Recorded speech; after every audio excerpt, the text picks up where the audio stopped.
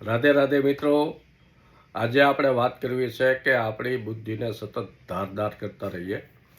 તો તેમાં મને એક ભાઈ મળી ગયા. એ કે આપણી સ્થિતિ નાની રહી, આપણી પદે નાનું, એટલે લોકોમાં આપણી કોઈ માન સન્માન નહીં. તો એના ઉપરથી મને એક રામચરિત માનસની કથા યાદ આવી ગઈ. એ કથા કરીએ તો પક્ષીરાજ ગરુડજીને મનમાં સંશય હતો કે રામ કોણ.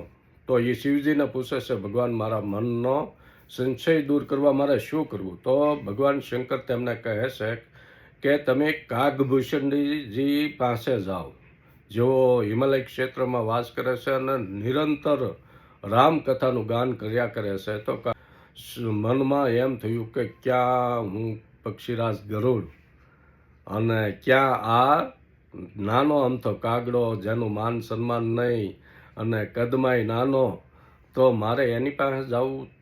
છતાં પણ ભગવાન શંકરે આજ્ઞા કરી એટલે ગરુડજી જાય છે હિમાલય ક્ષેત્રમાં, જ્યાં કાગભૂષણજીજી મોટા વટવૃક્ષ નીચે બેઠા બેઠા સતત હરિકથા કર્યા કરતા હોય છે. તો ત્યાં જઈને બેસે છે ને રામકથા સાંભળે છે. તુલસીદાસજી રામચરિત માનસમાં લખે છે, ગયે ગરુડ જહાં બસી ભૂષંડા, મતિ અકુંઠ હરિભક્તિ અખંડા. એટલે કે ગરુડજી જ્યાં કાગભૂષણજી નિવાસ કરે છે ત્યાં જાય છે.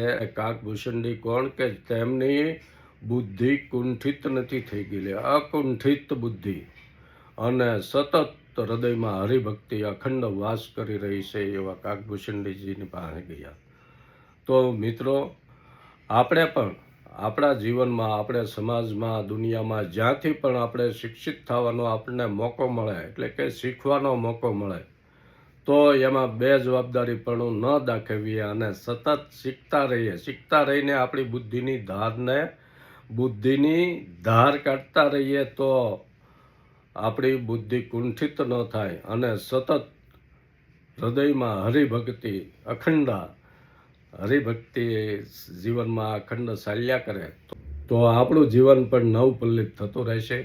આવીને આવી વાતો લઈને ફરી મળીશું. રાધે રાધે.